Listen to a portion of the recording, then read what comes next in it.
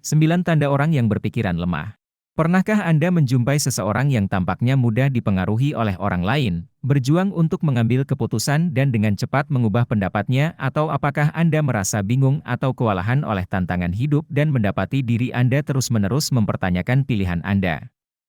Jika demikian, terus tonton di video ini. Saya akan membahas tanda-tanda kelemahan pikiran sehingga Anda dapat belajar mengidentifikasinya dan mengatasinya.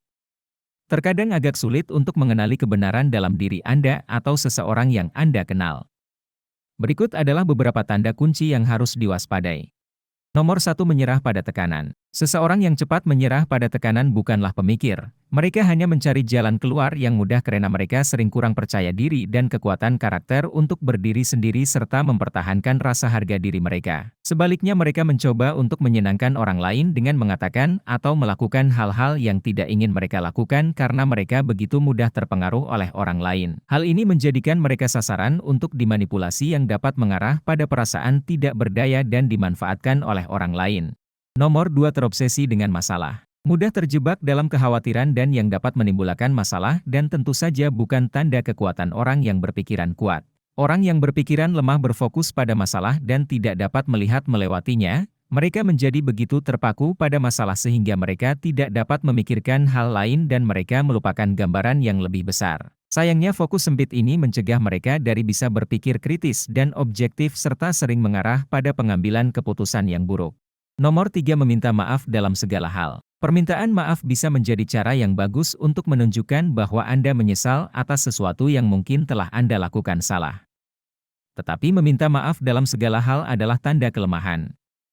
Tanda ini menunjukkan kurangnya kepercayaan diri ketika seseorang meminta maaf untuk segala hal, karena mereka merasa tidak aman dan tidak pasti dan kurang berani untuk membela diri atau keyakinan mereka meminta maaf untuk hal-hal yang tidak memerlukan permintaan maaf, sebagai upaya untuk mendapatkan persetujuan. Perilaku ini dapat merusak hubungan karena orang lain mungkin tidak menganggap Anda serius atau menghargai pendapat Anda.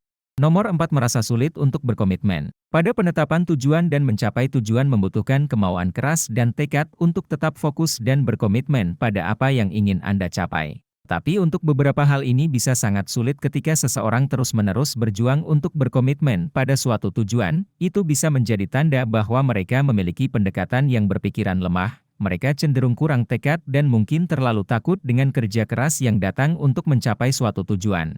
Akibatnya mereka sering menyerah bahkan sebelum mereka memulai dan hanya puas dengan hal biasa-biasa saja. Nomor 5, mencari validasi eksternal. Kita semua ingin merasa dihargai dan dihormati oleh orang lain, tetapi ketika kebutuhan akan validasi eksternal sering terjadi, itu bisa menjadi tanda kelemahan ketika seseorang terlalu peduli dengan pendapat orang lain dan terlalu bergantung pada validasi eksternal. Biasanya mereka tidak dapat mengambil keputusan untuk diri mereka sendiri atau bertanggung jawab atas tindakan mereka sendiri. Hal ini dapat mencegah pertumbuhan pribadi dan menghambat kemampuan untuk mengambil risiko atau langkah di luar zona nyaman. Nomor 6, selalu menjadi korban. Anda tahu orang yang sepertinya selalu mengeluh, orang yang tidak sabar untuk memberitahu Anda tentang tantangan mereka, tetapi mereka tidak pernah memiliki solusi apapun. Mereka selalu menggerutu tentang apa yang baru saja mereka lakukan dan betapa semuanya begitu tidak adil. Mereka yang cenderung selalu memandang diri mereka sebagai korban dari keadaan mereka dapat dengan cepat menjadi kewalahan dan tidak dapat mengambil langkah-langkah yang diperlukan untuk menciptakan hasil yang lebih baik. Hal ini dapat menyebabkan perasaan ketidakberdayaan atas hidup mereka. Nomor 7, iri dengan orang lain.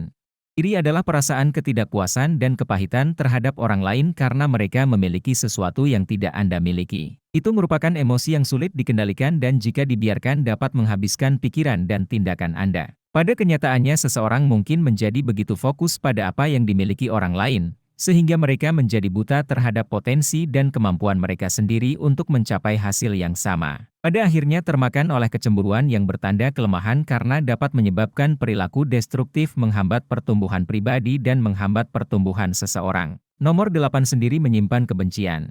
Wajar untuk merasa sakit hati ketika seseorang melakukan kesalahan, tetapi baik untuk mempertahankan kebencian itu karena dapat memiliki konsekuensi negatif.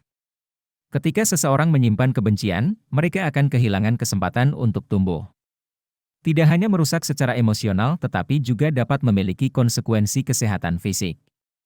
Studi telah mengaitkan kebencian dengan penyakit fisik seperti sakit kepala, tekanan darah tinggi, dan bahkan peningkatan risiko penyakit jantung koroner.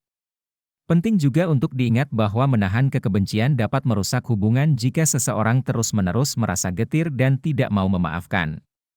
Akan sulit bagi mereka untuk membentuk dan mempertahankan hubungan, selanjutnya dapat memperburuk rasa sakit emosional. Nomor 9. Selalu bersikap defensif. Ketika seseorang selalu defensif itu adalah indikasi bahwa mereka berpikiran lemah. Pertama-tama orang-orang seperti itu cenderung terlalu sensitif terhadap kritik. Mereka mungkin menjadi gelisah atau marah ketika seseorang mengkritik dan mereka sulit menerimanya dengan tenang.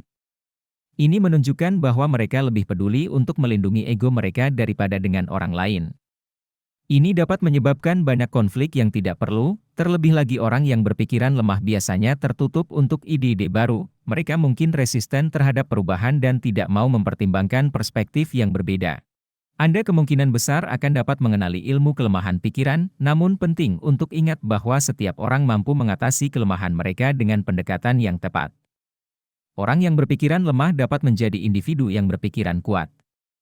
Jika Anda menikmati video ini, berikan like dan bagikan ke teman Anda sehingga kami dapat terus membuatnya untuk lebih banyak video seperti ini.